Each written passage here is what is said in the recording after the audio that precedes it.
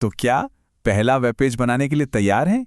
चलिए फटाफट शुरू करते हैं और देखते हैं कि ये असल में कितना कितना आसान है। कभी ऐसा हुआ है कि कोई कोडिंग असाइनमेंट मिला और बस दिमाग खाली हो गया कि वही शुरू कहाँ से करें? हाँ, हम सबने ये महसूस किया है। थोड़ा डरावना लगता है ना, पर चिंता की कोई बात नहीं है। तो हम क्या करने वाले हैं? हम इस असाइनमेंट को लेंगे और उसे एकदम छोटे छोटे आसान से स्टेप्स में तोड़ देंगे। और जब तक हम इसे खत्म करेंगे ना, तब तक HTML की सारी ज़रूरी बेसिक बातें समझ में आ चुकी होंगी। तो आज का चैलेंज है क्या? देखते हैं कि हमें बनाना क्या है असल में। तो ये रही हमारी लिस्ट। देखो, हमें चाहिए एक हरा बैकग्राउंड, ठीक है? उस पर टेक्स्ट होगा लाल रंग का। एक बड़ी सी heading, my first web page. Heading के ठीक नीचे एक लाइन और फिर कुछ अपनी जानकारी जैसे नाम, पता, जिसे अलग अलग तरीके से फॉर्मेट करना है। सुनने में तो सीधा साधा लग रहा है ना? अच्छा, कोड करने से पहले एक बहुत ज़रूरी सवाल, ये कोड लिखेंगे कहाँ? इसके लिए ना अपने पास दो मेन रास्ते हैं। एक तो है अपना पुराना दोस्त नोटपैड। हर कंप्यूटर में पहले से ही होता है और सीखने के लिए ये बेस्ट है। पता है क्यों? क्योंकि इसमें एक एक अक्षर खुद टाइप करना पड़ता है, तो सब कुछ याद हो जाता है। और दूसरी तरफ है सबलाइम टेक्स्ट जैसे स्मार्ट एडिटर्स। ये ऑटो कंप्लीट जैसी चीज़ों से काम आसान कर देते हैं। लेकिन आज हम उन बेसिक्स पर फोकस करेंगे जो हर जगह किसी भी एडिटर में काम आएंगे। रुको रुको रुको, एक लाइन भी कोड लिखने से पहले सबसे ज़रूरी काम अपनी फाइल को .html एक्सटेंशन के साथ सेव करना है। ये भूलना मत। यही वो जादुई कीवर्ड है जो ब्राउज़र को बताता है कि अरे ये तो एक वेब पेज है। चलो, फाइल सेव हो गई। अब असली काम शुरू करते हैं, मतलब बिल्डिंग बनाने का काम। हर वेब पेज का ना एक बेसिक स्ट्रक्चर होता है, बिल्कुल एक ढांचे जैसा, एक स्केलेटन की तरह। और इस ढांचे की हड्डियां क्या हैं? वो हैं टैग्स। इन्हें बस ब्राउज़र के लिए कमांड समझ लो। ज़्यादातर टैग्स ना जोड़ी में आते हैं। एक ओपनिंग टैग होता है जो बताता है कि यहाँ से कुछ शुरू हो रहा है, और एक क्लोजिंग टैग जो बताता है कि यहाँ पर वो चीज़ खत्म हो गई। तो ये है वो बेसिक स्केलेटन। सबसे बाहर HTML टैग जो पूरे पेज को अपने अंदर रखता है। फिर आता है हेड। इसमें वो जानकारी होती है जो दिखती नहीं, जैसे ब्राउज़र के टैब में जो टाइटल लिखा होता है ना, वो यहीं से आता है। और फिर आता है सबसे मेन हिस्सा, बॉडी। सारा का सारा जादू यहीं होता है।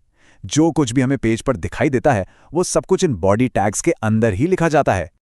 ओके, तो ढांचा तो खड़ा हो गया। अब टाइम है थोड़ा पेंट वेंट करने का, है ना? इसके लिए हम इस्तेमाल करेंगे एट्रीब्यूट्स का।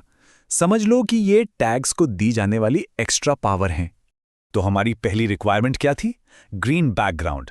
इसके लिए हम बॉडी टैग के अंदर जाएंगे और उसे एक एट्रीब्यूट देंगे, BG colour is equal to green.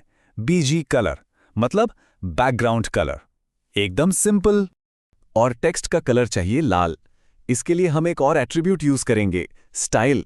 Style attribute ना हमें और भी बहुत सारे ऑप्शन देता है। यहां हम उसे बता रहे हैं style is equal to colour red, मतलब बॉडी के अंदर जो भी टेक्स्ट है उसे बाय डिफॉल्ट लाल कर दो। लो जी, दो काम तो हो गए। अब बारी आती है उस कंटेंट की जो असल में पेज पर दिखेगा। इसके लिए हमें कुछ और टैग्स की जरूरत पड़ेगी। असाइनमेंट में कहा गया था कि एक बड़ी हेडिंग चाहिए, तो HTML में ना हेडिंग्स के लिए H1 से लेकर H6 तक टैग्स होते हैं। H1 सबसे बड़ी और सबसे ज़रूरी। तो हम अपना text my first web page H1 tags के बीच में डाल देंगे। हेडिंग के ठीक नीचे एक सीधी लाइन चाहिए थी।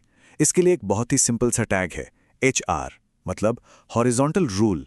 और एक मज़े की बात, इसका कोई क्लोजिंग टैग नहीं होता, बस HR लिखो और काम खत्म। अब बची बाकी की जानकारी। उसे हम एक पैराग्राफ में डालेंगे जिसके लिए P टैग है। नाम को करना है बोल्ड तो उसे B टैग्स के बीच रख देंगे। पते को करना है इटैलिक तो उसके लिए हैं I टैग्स। और हाँ, हर चीज एक नई लाइन में चाहिए तो जहां भी लाइन तोड़नी है वहां हम BR यानी लाइन ब्रेक टैग लगा देंगे। तो लो, सारे जरूरी टुकड़े अब हमारे पास हैं। अब देखते हैं कि इन सब को एक साथ जोड़ने पर आखिर बनता क्या है। और ये रहा हमारा फाइनल रिजल्ट। एक तरफ है पूरा का पूरा कोड जो हमने लिखा और दूसरी तरफ है वो आउटपुट जो ब्राउज़र में दिखेगा। देख रहे हैं, कोड की हर एक लाइन का सीधा सीधा असर आउटपुट पर दिख रहा है। मिशन कामयाब।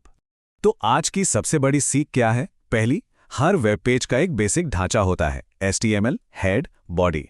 दूसरी, टैग्स बताते हैं कि क्या दिखाना है और एट्रीब्यूट्स बताते हैं कि कैसे दिखाना है। और तीसरी और सबसे ज़रूरी, फाइल को हमेशा .html एक्सटेंशन के साथ ही सेव करना है। बस इन बेसिक चीज़ों से वेब पर कुछ भी बनाने का रास्ता खुल जाता है। तो देखा, कोड की सिर्फ कुछ लाइनों से कुछ ऐसा बन गया जिससे देखा जा सकता है, जिसके साथ इंटरैक्ट किया जा सकता है। यही तो जादू है वेब डेवलपमेंट का। तो अब सवाल यह है कि इस नई मिली पावर के साथ अगला क्या बनाया जाए? सोचने की कोई सीमा नहीं है।